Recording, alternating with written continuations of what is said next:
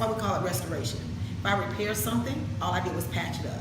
If I restore it, I make it better than it was when it started.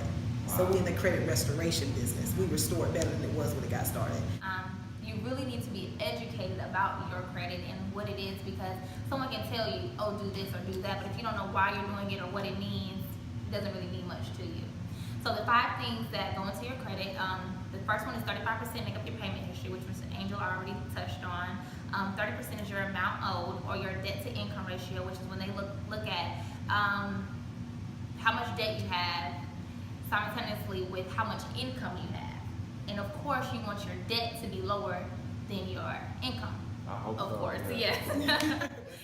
Like I already touched on, your debt to income, which is 30% of your credit, needs to be fairly low, because when they look at your debt to income, they're going to look at what you have, and they're adding more debt, which is your mortgage, essentially, which is a debt.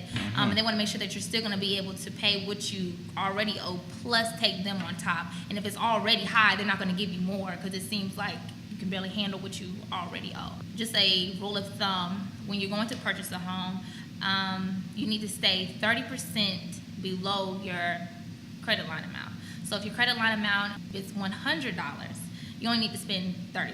Also, do not open up any new debt, because like I said, it will affect your debt to income. Once you decide to pay off your debt, do not close it, because like we said, the 15% of your credit score is your credit history. So you want to show them that you can have obligations for a long amount of time and meet your obligations. Other 15% is the length of your credit history. So if you have a car, most car notes are for 5 years, they look at that. Or if you have a credit card, or JCPenney's card, do not open up a credit card.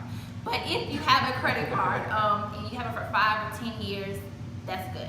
That's awesome, especially if you keep it up. 10% is new credit that you open up, and that's not a large amount, but it is factored in, as well as the diversity of your credit. I'm also with FES, and I don't just solicit the services, but I am also a client as well.